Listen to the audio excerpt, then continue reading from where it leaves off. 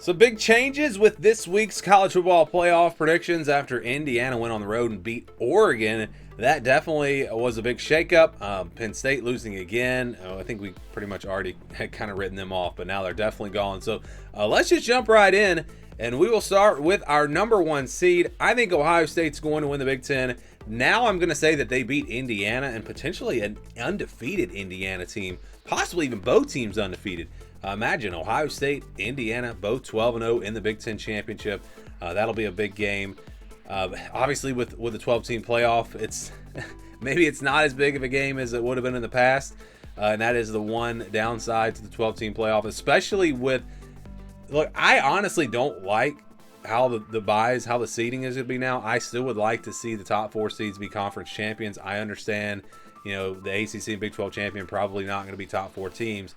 But it almost makes this game because Indiana's probably still going to get top four seeds, so they're still going to get a bye. But imagine if that game, if the loser could not get a bye, it would just mean a lot more.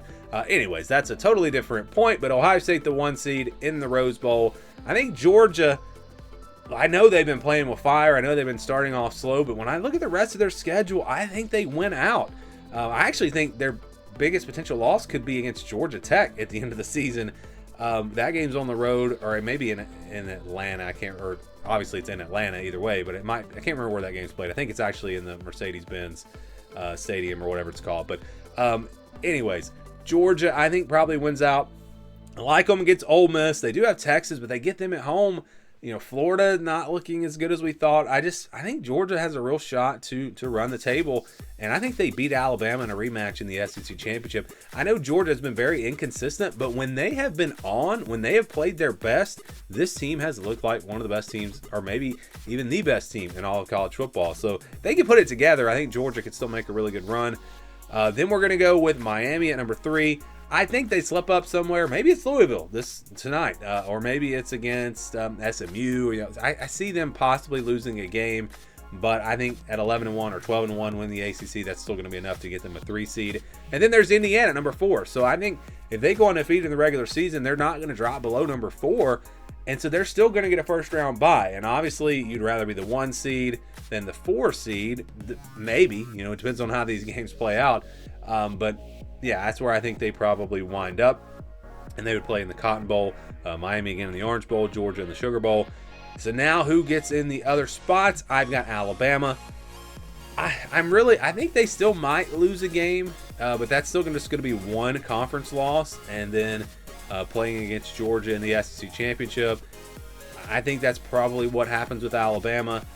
They might run the table, but either way, I think they probably are at 5, regardless. I mean, it's just there could, if they have a third loss in the SEC championship, I don't think they're going to get penalized for that and drop below teams that don't play on that weekend. So I do think Alabama will be at number 5.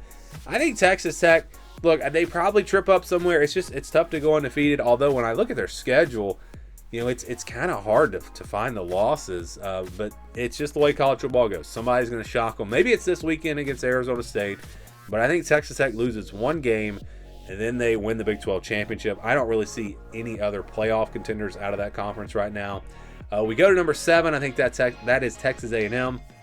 They lose potentially LSU on the road, maybe Texas at the end of the season. I think they lose a couple of games because they do have some tough road games, but 10-2 should be enough to get them in, and I think they get in at number 7. And then at number 8, we're going to go with Tennessee. This is one I'm really back and forth on 10-2 or 9-3, because I think they probably lose to Alabama on Saturday. And then you look at the rest of their schedule, they could win every other game, but there could be a trip up there. I think they play Florida on the road. So yeah, I'm having a hard time with Tennessee on 10-2 or 9-3. Right now, I'm going to stick with 10-2. If they do go 9-3, they might still get in. It just depends on how things play out. But yeah, I think Tennessee right now probably gets in. If they beat Alabama, I think they're almost a lock to get in. I think the winner of that game will be in the college football playoff, no doubt about it. So that's a huge game on Saturday. Number 9, we're going to go with Notre Dame. So I think Notre Dame wins out. I think they beat USC this weekend. Their 2 losses come to playoff teams. I think that the way they've been winning games convincingly, the committee is going to reward them for that, and a 10-2 record will get them in at number 9. Number 10, Oregon, also, I think this team goes 10-2.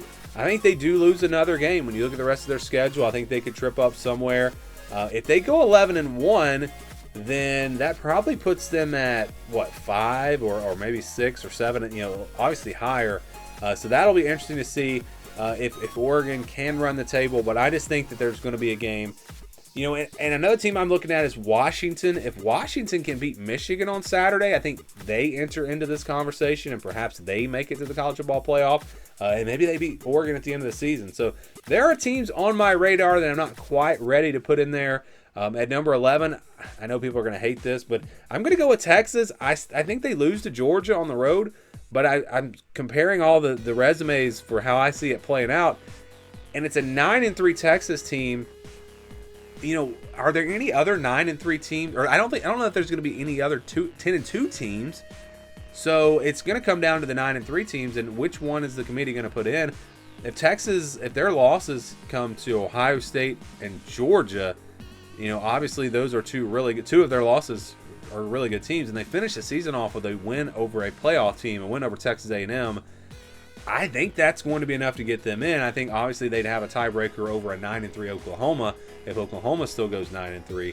So I think Texas probably is that team. Brand recognition, all that. Obviously the committee does like the big brands as well. So that all that put together, I think Texas gets in at 9-3. I do think a 9-3 team is going to get in at least one this year. And then at number 12, I'm going to go with South Florida. So South Florida, I think, is going to win the American, and I think they're going to be that Group of 5 team. A team that I talked about Washington. Could they sneak in there? If USC can upset Notre Dame, USC could get into this conversation. You start looking for other teams. Vanderbilt. Could Vanderbilt go 10-2? Could they get in? I mean, there are other teams in the SEC that are definitely, LSU. If they beat Vanderbilt, could LSU? But Ole Miss. I know everybody's talking about Ole Miss. I think with their schedule coming up, they're probably going to finish 9-3 and not get in. I know they're looking really good right now, but I think they maybe get to 10-2, and that's going to be, if they go 10-2, they'll be in. Texas is out.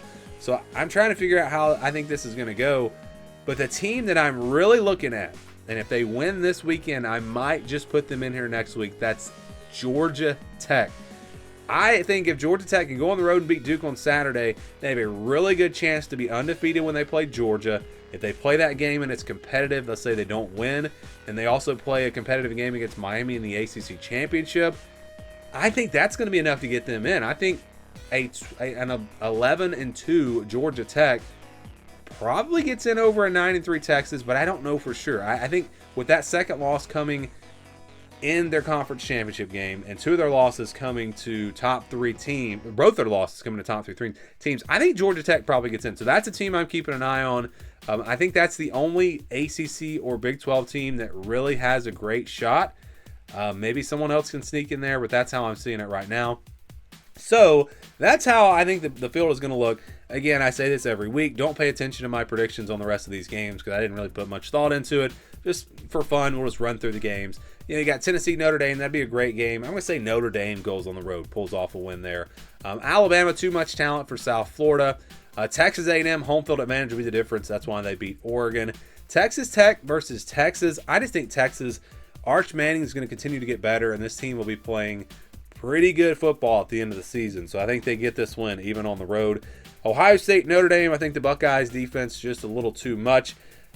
Indiana got to the college football playoff last year. This year, I think they win a game. Give me the Hoosiers, and then they get a rematch with Ohio State.